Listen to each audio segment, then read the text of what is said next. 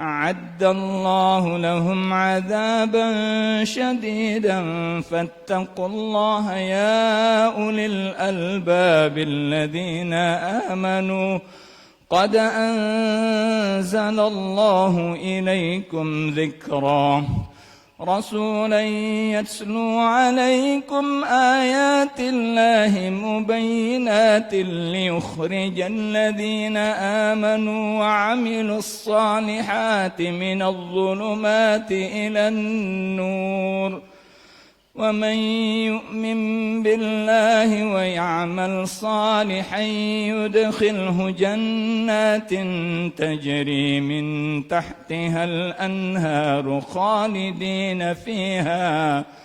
خالدين فيها أبدا قد أحسن الله له رزقا الله الذي خلق 7 سماوات ومن الأرض مثلهن يتنزل الأمر بينهن لتعلموا أن الله على كل شيء قدير وأن الله قد أحاط بكل شيء علما. الله أكبر.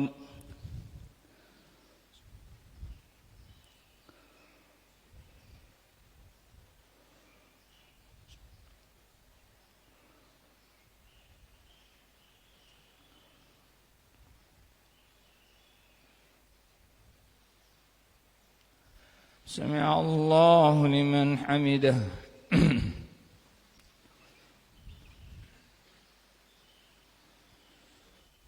الله أكبر.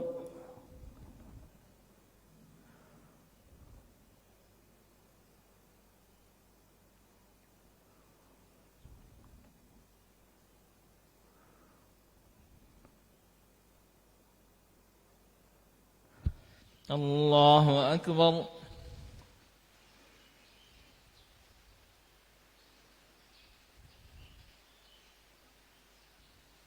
الله أكبر.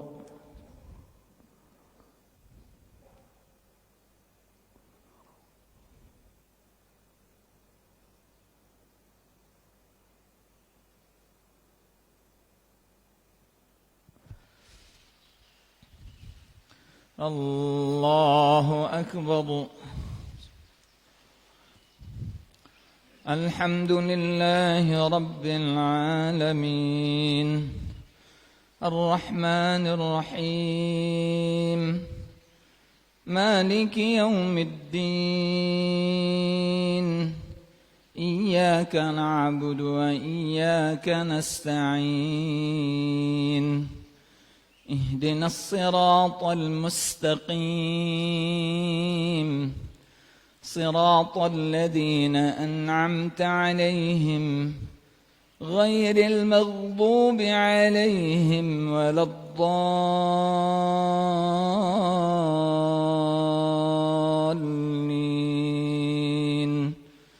آمين.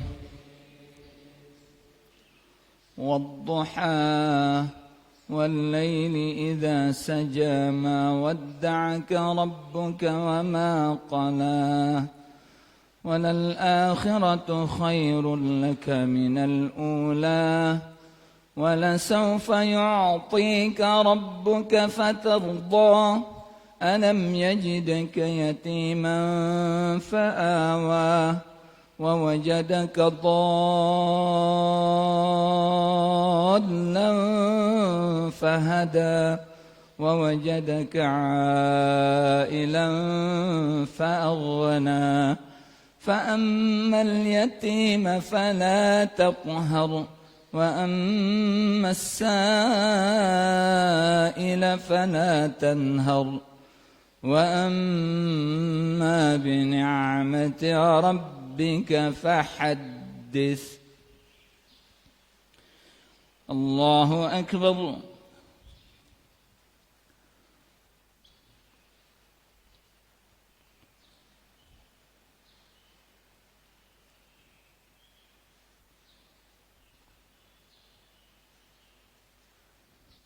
سمع الله لمن حمده.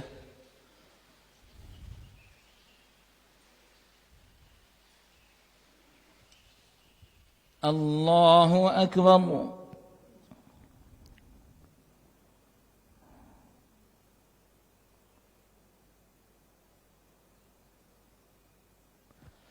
الله أكبر.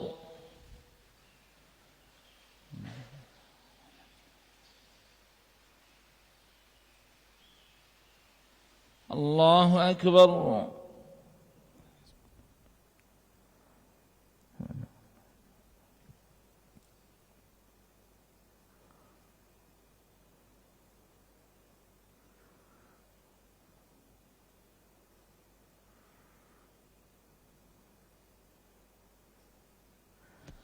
الله أكبر.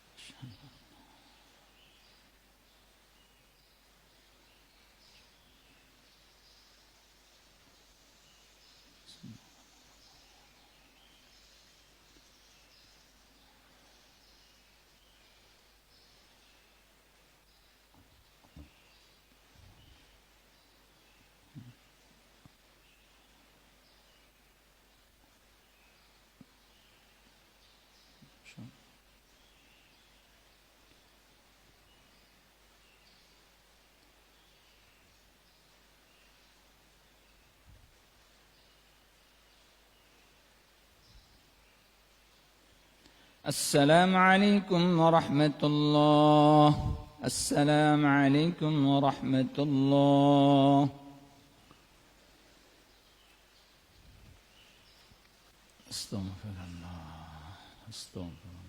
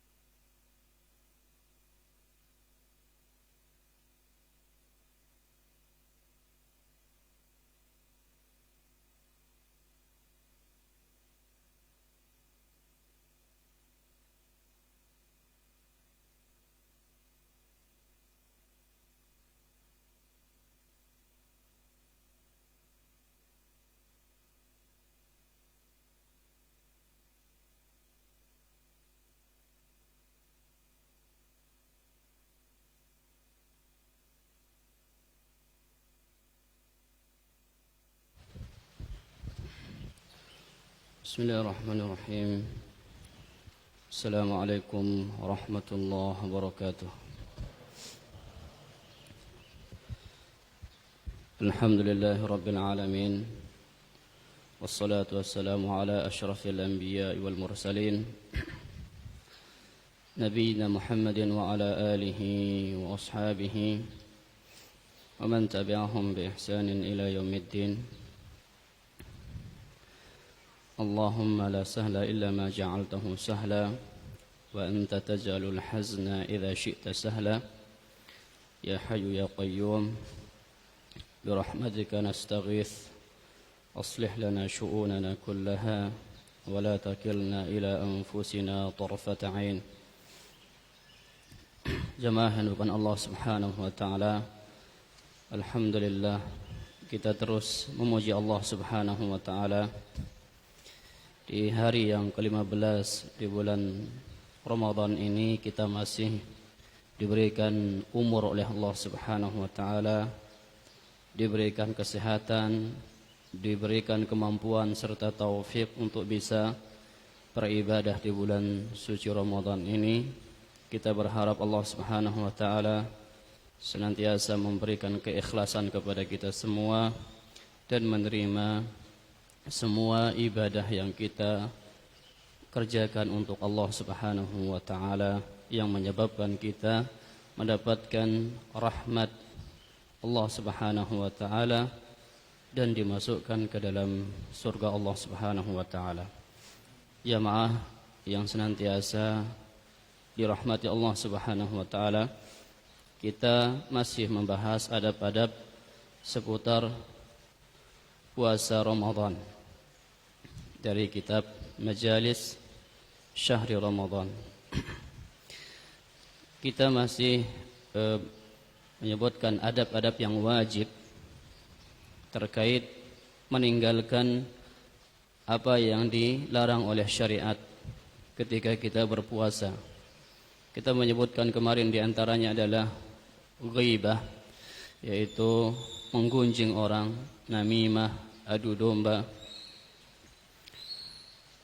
Kemudian pada kesempatan kali ini, diantara yang harus ditinggalkan oleh seorang yang berpuasa adalah al-ghish, atau yang kita kenal dengan menipu.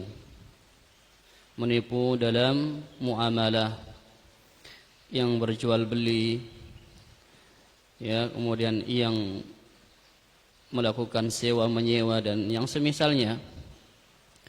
Ini di luar bulan Ramadan kita dilarang oleh Rasulullah sallallahu alaihi wasallam untuk tidak menipu. Sampai Rasul mengatakan man ghasyana falaysa minna, atau man ghasya falaysa minna dalam sebuah riwayat. Siapa yang menipu maka dia bukan termasuk umatku. Siapa yang menipu, kata Rasul sallallahu alaihi wasallam, maka dia bukan umatku. Karena menipu ini adalah khianat, jemaah. Menipu adalah khianat, yang mana kita lihat dari sebagian orang-orang yang berjual beli, yang tidak ada ketakwaan di dada-dada mereka ketika berjual beli. Mereka menipu, ya, pelanggannya. Mereka tidak menyebutkan aib yang ada pada barang-barang yang dijual. Oleh karenanya Rasulullah sallallahu alaihi wasallam mengancam para penjual-penjual yang seperti ini. At-tujjaru yub'atsuna yaumal qiyamah fujjaran.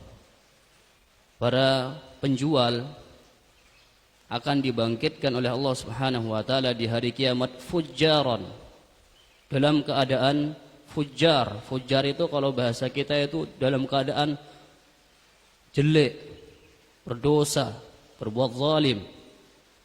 Pokoknya para penjual-penjual yang tidak bertakwa kepada Allah, mereka yang menipu, ya, akan dibangkitkan dalam keadaan hina di hari kiamat. Termasuk di bulan suci Ramadan ini masih ada saja kita saksikan orang yang berjual beli, bertransaksi dengan transaksi-transaksi yang tidak jelas di dalamnya. Di pasar-pasar kita melihat para pedagang yang menjajakan barang-barang yang sudah lama, yang sudah tidak layak dikonsumsi, dijual di tengah-tengah kaum muslimin yang nanti akan dimakan untuk sahur dan bukanya. Alangkah besarnya dosa yang didapatkan oleh orang yang mempraktikkan penipuan dalam jual beli dan transaksi mereka di bulan Ramadan. Maka hendaklah mereka bertakwa kepada Allah Subhanahu wa taala terhadap dosa yang sudah dianggap bukan merupakan dosa besar. Ini karena sudah dibawa oleh syahwat perutnya untuk mendapatkan keuntungan sebanyak-banyaknya. Dia tidak peduli apakah barang yang dijual itu layak untuk dikonsumsi atau tidak, apakah barang yang dijual itu memberikan mudarat kepada yang membelinya. Dia tidak peduli. Yang dia ingin adalah uang dan uang. Maka orang yang tidak tahu tentang fikih jual beli, dia akan banyak terjerumus dalam pelanggaran-pelanggaran. Oleh karenanya Umar mengatakan, tidak ada yang boleh berjual beli di pasar kami kecuali orang-orang yang faham hukum jual beli. Di zaman Umar, jual beli itu, para penjual itu orang-orang yang tahu tentang halal haram. Ya, berbeda di zaman kita. Orang baru belajar jual beli sudah berjualan tanpa dia mengetahui hal-hal yang berkaitan tentang hukum-hukum jual beli. Maka oleh karenanya di antara yang harus kita hindari bulan Ramadan adalah menipu. Ya, menipu dalam segala hal, baik transaksi dan yang lainnya. Kemudian di antara adab yang harus kita indahkan di bulan suci Ramadan adalah, kata Syekh Utsaimin, wa yajtanibul ma'azif, meninggalkan musik. Ya, meninggalkan musik dengan berbagai jenisnya, mau gitar, mau piano, mau apa saja. Karena jamaah yang dimuliakan Allah Subhanahu wa taala, sebagian kita menganggap ini perkara yang dihalalkan oleh syariat. Ternyata Allah Subhanahu wa taala di dalam Al-Qur'an telah menyebutkan bahwasanya nyanyian dan musik itu di antara hal yang melalaikan. Wa minan nasi man yashtari lahwal hadithi liyudilla an sabilillahi bighairi ilmin wa yattakhidhaha huzwa, di dalam surah Luqman. Ulaika lahum adzabun muhin. Dan di antara manusia ada yang mempergunakan, ada yang memperjualbelikan lahwal hadis, ucapan-ucapan lahu, ucapan-ucapan yang tidak memiliki manfaat. Kebanyakan nyanyian itu ya tentang orang ditinggal pacarnya, ya. Banyakkan nyanyian itu tentang orang yang sakit hati. Banyakkan nyanyi itu lirik-liriknya itu tentang kerinduan dia kepada orang yang tidak halal baginya. Itu haram semua itu dari liriknya. Ya.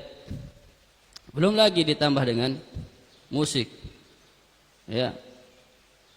Ini diantara manusia ada yang memperjualbelikan atau mempergunakan lahwal hadis, ucapan-ucapan yang tidak memiliki manfaat. Tujuannya apa? Liyudilla an sabilillah bighairi ilm, untuk menyesatkan manusia dari jalan Allah.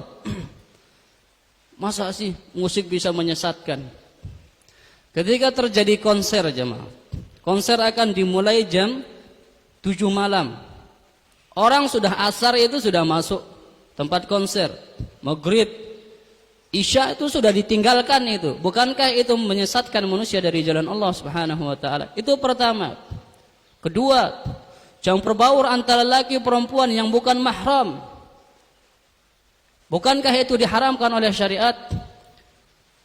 La yakhluwanna ahadukum bimra'atin illa wa ma'aha dzi mahramin. Jangan berdua-duaan dengan wanita yang bukan mahram, kecuali ada mahramnya, boleh. Di sini campur baur. Bukan campur baur saja. Yang nakal-nakal nanti pegang anak orang dia. Itu yang kedua. Ketiga, biasanya konser-konser yang di dalamnya ada musik dan nyanyian pasti erat kaitannya dengan khamr, minuman keras. Bukankah itu haram? Haram. Udah meninggalkan sholat wajib, udah gitu berkumpul-kumpul dengan wanita atau laki-laki wanita yang bukan mahram, kemudian biasa identik dengan minuman keras. Oh masa sih? Oh, mereka yang tobat meninggalkan musik itu bercerita tentang hal demikian. Dan musik sama sekali tidak mendatangkan ketenangan jemaah. Yang Allah sebutkan dalam Al-Quran, alladzina amanu wa tatma'innu qulubuhum bidzikrillah, ala bidzikrillahi tatma'innul qulub. Dan orang-orang yang beriman, yang hati mereka itu tenang dengan mengingat Allah, berzikir kepada Allah, Al-Quran, zikir-zikir yang disyariatkan, tasbih, tahmid, tahlil. Ala bi dzikrillahi taqma'innul qulub. Ketahuilah dengan berzikir kepada Allah hati akan menjadi tenang. Yang menjamin ketenangan kita dengan Al-Quran dan zikir adalah Allah Subhanahu wa ta'ala. Maka salah kalau kita mencari ketenangan dengan memutar musik, itu salah. Yang kita dapatkan itu kesenangan. Bedakan ketenangan, kebahagiaan dengan kesenangan, itu dibedakan. Karena kesenangan itu sesaat. Sama dengan orang yang mencari hiburan dengan wanita-wanita yang tidak halal. Dia cari kesenangan, dia bukan cari kebahagiaan. Tapi di balik kesenangan dia yang semu itu akan ada kesedihan-kesedihan yang akan berkepanjangan. Oleh karenanya kita lihat mereka-mereka yang berada di atas kebiasaan buruk ini seperti pemain musik itu. Banyak di antara mereka yang melemparkan diri dari ketinggian, gantung diri, minum racun dan yang lain. Ini bukti nyata bahwasanya mereka tidak mendapatkan ketenangan dengan apa yang mereka mainkan. Mereka tidak mendapatkan ketenangan dengan apa yang mereka dengarkan. Konsep untuk mencari ketenangan batin kita adalah konsep yang diajarkan oleh Allah Jalla wa'ala. Dengarkan Al-Quran. Karena disitulah letak kebahagiaan kita. Kalau kita sekarang tidak tenang dengan membaca Al-Quran, tidak tenang dengan mendengarkan Al-Quran, maka hati kita yang sakit. Utsman radhiyallahu taala anhu mengatakan, "Lau tahurat qulubukum ma syabi'at min qiraatil Qur'an," kama qala radhiyallahu taala anhu. Sekiranya hati kalian itu bersih, dia tidak akan kenyang dengan membaca Al-Quran. Artinya apa? Masih berasa pengen nambah terus baca Al-Quran itu. Habis juz pertama, juz kedua, juz ketiga, pengen terus nambah. Itu tanda hati kita itu sehat, kata Utsman. Enggak pernah bosan baca Quran. Jadi kita sekarang di HP ada campuran di situ, nyanyi, ngaji. Giliran Bismillahirrahmanirrahim, dilompatnya itu biar nanti keganti sama nyanyi terus tuh. Itu kita. Makanya jamaah hindukan Allah Subhanahu wa taala, kita sedang tidak mengajak orang untuk memaksa orang untuk meninggalkan mendengarkan ini, tidak. Tapi kita menjelaskan ini firman Allah Subhanahu wa taala. Dalam surah Luqman yang saya bacakan tadi, di antara manusia ada yang mempergunakan ucapan-ucapan yang tidak bermanfaat untuk menyesatkan manusia dari jalan Allah. Ibnu Mas'ud bersumpah 3 kali, "Wallahi innahu lahuwal ghina." 3 kali. Demi Allah itu adalah musik, nyanyian. Demi Allah itu adalah nyanyian, kata Abdullah bin Mas'ud. Loh, emangnya dulu ada musik? Dari zaman dahulu musik itu ada, jamaah. Dari zaman dahulu musik itu ada. Dan sudah dimainkan. Sekarang ini hanya inovasi-inovasi yang dulu saja. Dari dulu ada. Tidak mungkin Ibnu Mas'ud menafsirkan firman Allah ini kecuali dahulu itu ini sudah ada, sudah dikenal. Minuman keras itu dari dulu sudah dikenal, jamaah. Dengan namanya sekarang yang berbeda tidak merubah hakikatnya. Apa kita katakan, masa sih dulu ada khamr? Para sahabat dulu itu banyak yang mabuk, jamaah, sebelum diharamkannya khamr. Banyak minum khamr. Bahkan di antara mereka sudah turun pengharaman khamar, mereka masih minum khamar.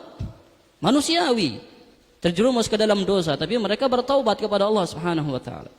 Jadi semua itu ada. Tidak mungkin Abdullah bin Mas'ud kita meninggalkan tafsir beliau.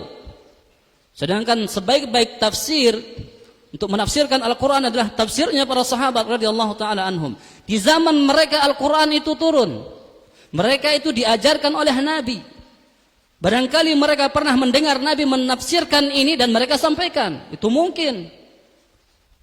Ya, meskipun tidak bisa dikatakan marfu' sampai kepada Nabi, tapi hukumnya mungkin mereka mendengar dari Nabi SAW, karena para sahabat tidak mungkin berbicara tanpa ilmu.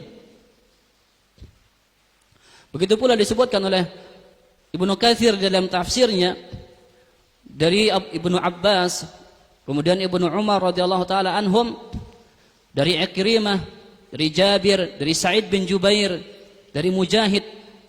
Al-Hasan Al-Basri mengatakan, nazalat hadhil ayah fil ghina'i wal mazamir. Siapa yang tidak mengenal Al-Hasan Al-Basri? Ulama besar. Ya, apakah kita menolak penafsiran Abdullah bin Mas'ud? Menolak penafsiran Abdullah bin Abbas, Abdullah bin Umar, Jabir bin Abdullah, Sa'id bin Jubair tentang surah Luqman yang dimaksud itu adalah nyanyian dan musik? Apakah kita menolak tafsir mereka? Dari kalangan para sahabat, dari kalangan para tabi'in, sebaik-baik generasi yang menafsirkan Al-Quran, apakah kita menolaknya dan mengatakan kan itu Ibnu Hazm itu menghalalkan? Karena Ibnu Hazm menganggap hadis tentang pengharaman musik itu ya tidak sahih. Padahal itu ada di dalam Sahih Bukhari kalau tidak salah. Maka jamaah yang dilakukan Allah Subhanahu wa taala, Al-Hasan Al-Basri mengatakan nazalat hadhil ayah fil ghina wal mazamir. Surah Luqman tadi, wa minan nasi may yashtari lahwal hadits liyudilla an sabilillah bighairi ilm. Kata Al-Hasan Al-Basri, ayat ini turun pengharaman terhadap nyanyian dan seruling. Ini bagian daripada alat musik yang disebutkan oleh siapa? Al-Hasan Al-Basri. Seruling sudah ada zaman dahulu. Ya. Mungkin gitar yang sekarang sudah elektrik itu dulu mungkin sudah ada tapi bentuknya beda. Senarnya bukan seperti senar yang sekarang. Sehingga jamaah yang bukan Allah Subhanahu wa taala, wa ma kana lil mu'minin wala mu'minatin idza qadallahu wa rasuluhu amran ay yakuna lahu khiratu min amrihi. Tidak pantas seorang muslim dan muslimah, mukmin dan mukminah, tatkala Allah dan Rasulnya sudah memutuskan ini halal atau ini haram, ayyakuna lahu min amri, ayyakuna lahu khairatun min amri. Kemudian kita memilih jalan lain. Allah katakan haram, Rasul katakan haram, kita pilih orang mengatakan halal, tidak boleh. Tunduklah kita terhadap apa yang dikatakan oleh Allah dan Rasulnya. Walaupun mungkin meninggalkannya itu kita belum bisa. Jangan membela diri melakukan sebuah dosa dengan anggapan Ustaz Fulan menghalalkan, Ustaz Fulan membolehkan. Jangan. Kalau kita mengatakan itu haram dan masih melakukannya, mungkin barangkali kita belum dapat taufik dari Allah Subhanahu wa taala. Oleh karenanya, jamaah yang bukan Allah Subhanahu wa taala, Rasul mengatakan dalam hadis yang dikeluarkan oleh Imam Al-Bukhari, la yakunanna min ummati aqwamun yastahilluna al-hira wal harira wal ma'azif. Akan datang nanti di tengah-tengah umatku di kemudian hari satu kaum yang menghalalkan hira, perzinahan. Sekarang bukan zina lagi namanya, prostitusi. Oh, biar agak lebih keren bahasanya, biar enggak kelihatan zina, dinamakan namanya prostitusi. Keren kan? Dirubah untuk apa? Untuk ingin menghalalkan zina tujuannya, dan ini sudah terjadi dan ini tanda kiamat yang Rasul kabarkan. Wal harir, dan di antara mereka ada yang menghalalkan memakai sutra bagi laki-laki. Karena sutra bagi laki-laki haram. Sebagaimana ketika Umar berjalan bersama Rasulullah SAW, Umar melihat satu pakaian yang sangat indah terbuat dari sutra. Umar mengatakan, wahai Rasulullah, alangkah anda baiknya membeli baju ini untuk anda pakai nanti ketika hari-hari besar, ketika ada utusan-utusan. Rasulullah katakan, sesungguhnya orang yang memakai sutra di dunia ini adalah orang yang tidak mendapatkan bagian nanti di akhirat. Pengharaman terhadap pemakaian sutra murni bagi laki-laki. Sekarang banyak memakai sutra laki-laki. Wal harir, wal hira wal harir wal khamra. Dihalalkannya minuman keras. Sudah namanya bukan khamr lagi, whisky. Kemudian apa lagi, bir apa begini macam-macam. Dirubah namanya. Yusammaunaha bighairi ismiha. Khamr diberi nama bukan namanya yang asli. Untuk apa? Untuk mencoba menghalalkan khamr, tapi tidak akan bisa merubah hakikatnya. Ma askara kathiruhu faqaliluhu haram, kata Rasul.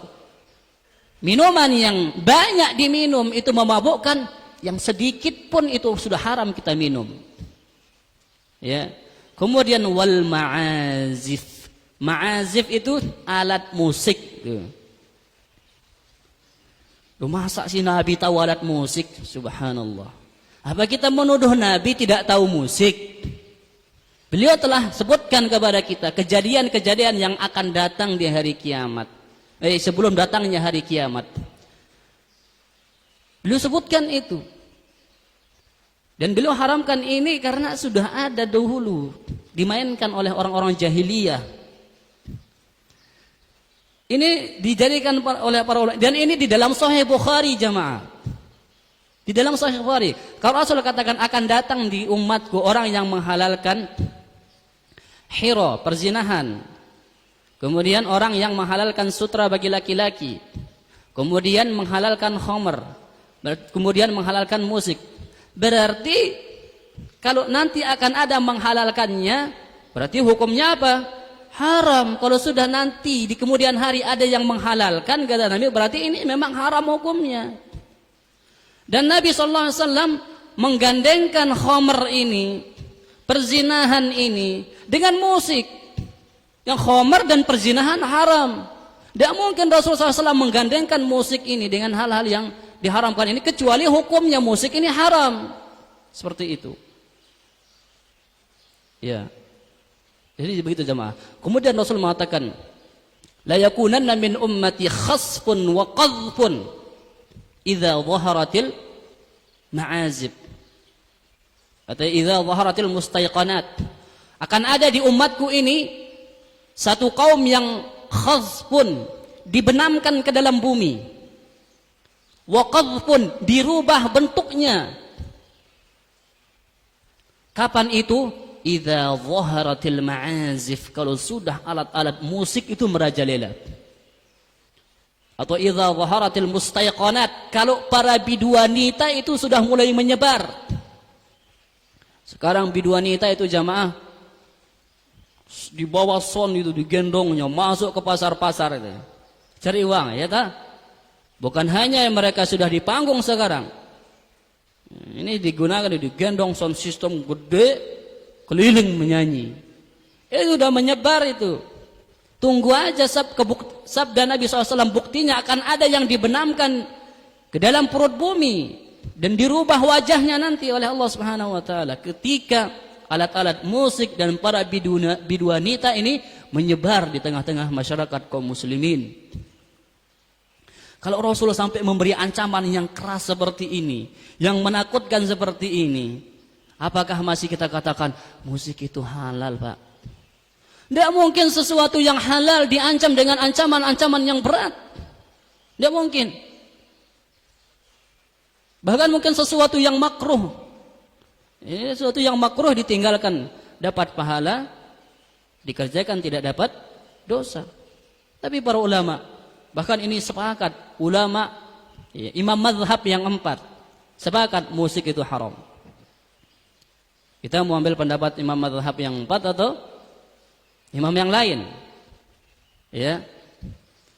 Jadi jamaah dengan Allah Subhanahu wa taala, marilah kita senantiasa meninggalkan nawaqid as-shaum, pembatal-pembatal puasa, dan nawaqis yang mengurangi pahala puasa kita.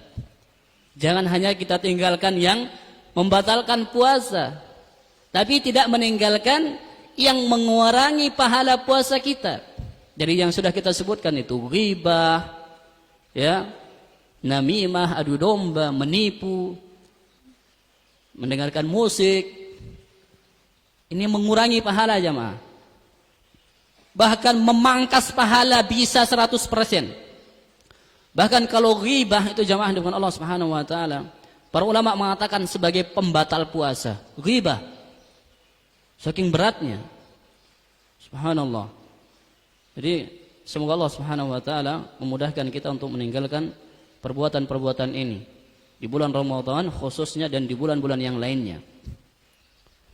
Tinggalkan ini jemaah dengan Allah Subhanahu wa taala. Tinggalkan hal-hal yang tidak bermanfaat. Rasulullah mengatakan man lam yada' qaula az-zura wal 'amal bihi wal jahla falaysa lillahi hajatun fi an yada'a ta'amahu wa syarabahu.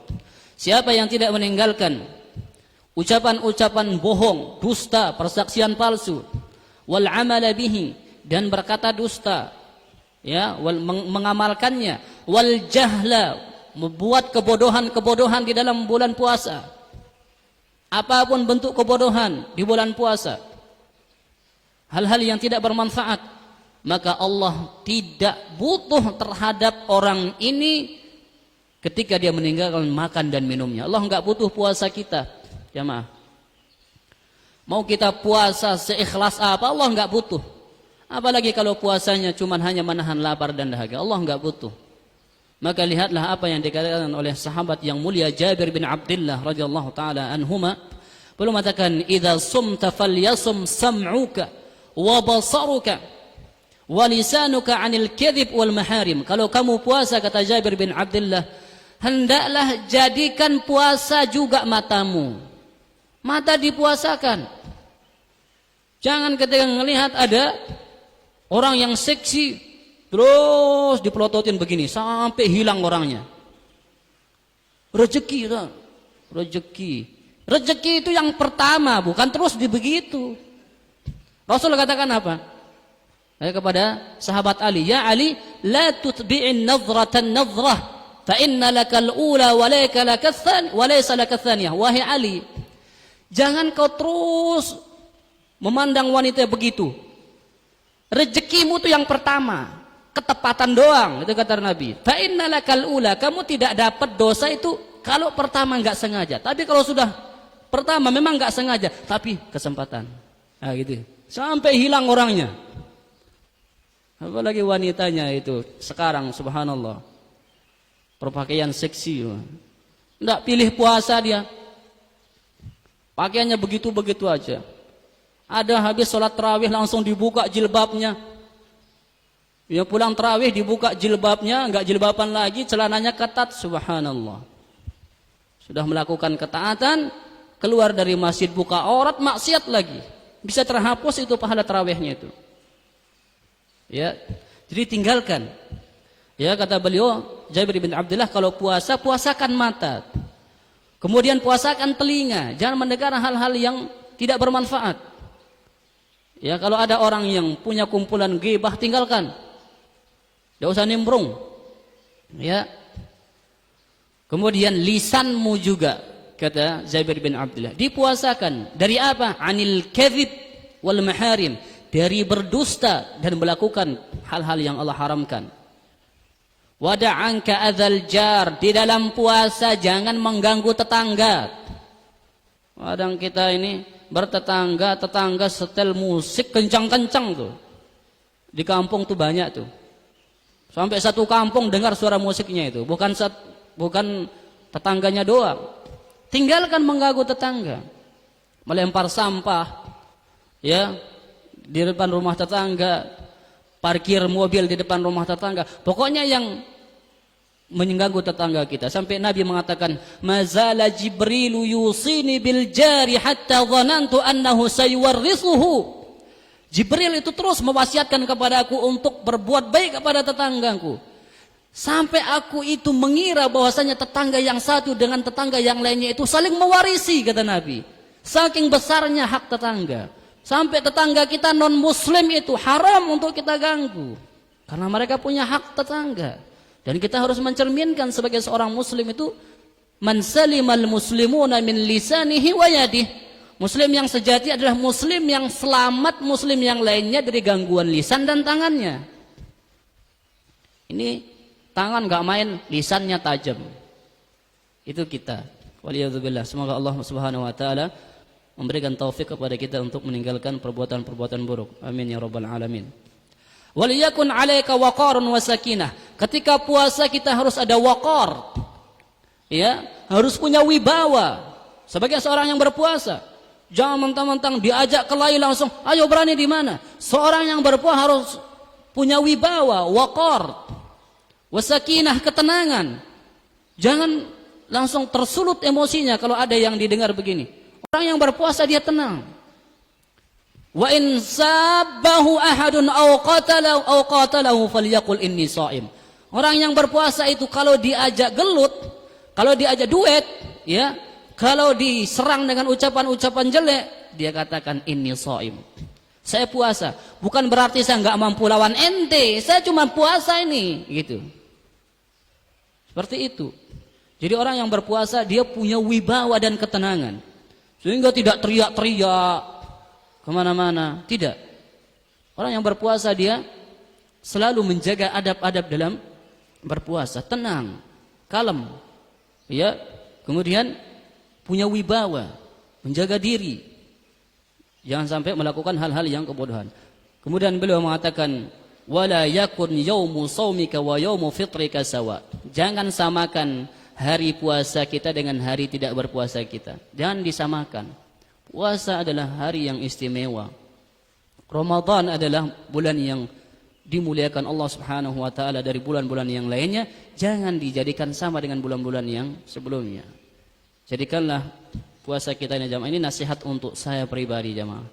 Terkadang kita ini menasihati orang berasa sudah paling benar gitu. Enggak, wallahi. Kita itu meminta perlindungan kepada Allah tatkala menasihati, merasa diri paling mulia, paling bersih dan tidak. Kita yang paling besar hisabnya di hari kiamat. Manakala kita menasihati orang, kita langgar, kita yang paling berat. Di sini kita tidak sedang menyinggung orang, tidak. Karena tujuan mengajak manusia adalah kembali kepada Allah dan Rasulnya, bukan menyinggung orang, bukan. Adapun yang menerima itu adalah hidayah dan taufik dari Allah Azza wa Jalla. Adapun yang tidak menerima, barangkali Allah belum menginginkan taufiknya untuk saudara kita yang belum menerima. Sekali lagi ini adalah nasihat bagi saya khusus, ya, dan para jamaah secara umum. Semoga Allah, saya berdoa kepada Allah dengan nama-namanya yang indah dan sifat-sifat yang maha tinggi dan mulia agar membantu kita untuk meninggalkan maksiat. Ketika kita mungkin terjerumus ke dalam melakukan maksiat, Allah beri taufik kita untuk istighfar. Ya, wa atbi'is sayyi'atal hasanata tamhuha. Selalu kita imbangi perbuatan buruk kita itu dengan perbuatan baik. Tamhuha. Perbuatan baik ini akan menghapus dosa yang kita lakukan dan kesalahan. Istighfar di antara ibadah yang agung yang dengannya Allah menghapuskan dosa-dosa yang kita kerjakan. Wassallallahu wasallam ala nabiyina Muhammadin. Subhanakallahumma bihamdika asyhadu an la ilaha illa anta astaghfiruka wa atubu ilaik. Assalamualaikum warahmatullahi wabarakatuh.